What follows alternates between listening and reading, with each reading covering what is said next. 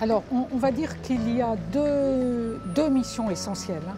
L'une qui consiste à soutenir et stimuler le développement de l'enfant en fonction de l'âge auquel on pense, hein, puisque ce n'est pas exactement la même chose à 3 ans et à 5 ans, mais de toute façon, c'est une période 3-6 ans.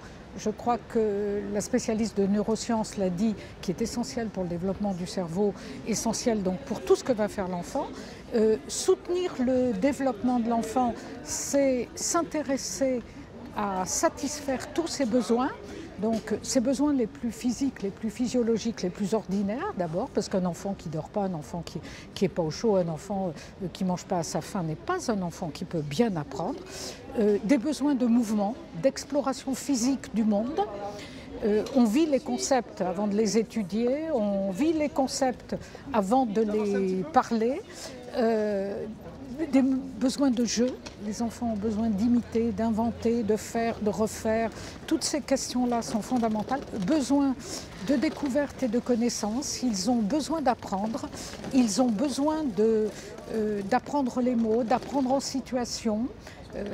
Je citais comme exemple ces enfants qui demandent sans arrêt « c'est quoi ça ? C'est pourquoi ça ?» Ça prouve qu'ils se posent des questions sur le monde et il faut répondre. Et puis besoin de communication, de relation, donc de parler, même si au départ avec les 3 ans parfois le langage n'est pas tout à fait là. Et enfin le dernier besoin sur lequel j'insistais, c'était le besoin de sécurité, sécurité affective. Avoir des points de repère, c'est-à-dire que le petit qui n'a jamais été séparé de sa famille arrive à l'école dans un milieu un peu étranger, il faut qu'il transfère sur des adultes de confiance la sécurité qu'il avait avec ses parents ou ses gardiens. Besoin de sécurité physique. Il y a des enfants dont on dit en arrivant à l'école, ils griffent, ils mordent, etc. Ils attaquent avant qu'on les attaque, quoi. Ils ne sont pas en sécurité. Petit à petit, ça s'acquiert. Et besoin de sécurité cognitive au sens où ils ont besoin d'être sereins par rapport à leur capacité d'apprentissage, à leur possibilité d'apprendre. Les enfants, finalement, quand on est attentif à eux, se comparent beaucoup. Ils savent quand tel réussit, un autre ne réussit pas. Et acquérir la confiance en soi pour apprendre, c'est essentiel. Ça, c'est ce que j'appelle la première mission. Soutenir, stimuler le développement, c'est-à-dire répondre à tous ces besoins. Puis il y a la deuxième mission qui est, il y a des choses qui ne relèvent pas du besoin, mais dont on sait aujourd'hui qu'elles sont indispensables pour bien s'adapter et réussir à l'école élémentaire.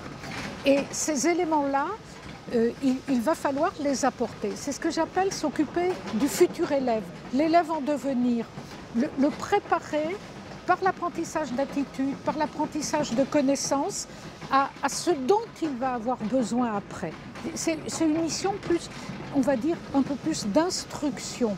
Alors c'est vrai que cette seconde mission, elle va peser un peu plus fort sur les moyennes et grandes sections que sur la petite section, mais elle n'est jamais complètement absente de l'esprit des enseignants qui travaillent sur un continuum. Mais à l'inverse, c'est pas parce qu'en grande section, on s'occupe de préparer au CP qu'on doit oublier que l'enfant continue à avoir des besoins de mouvement, de jeu, d'expression, etc., etc. Donc au fond, il y a un équilibre différent selon les sections, mais ces deux missions sont toujours présentes à l'école.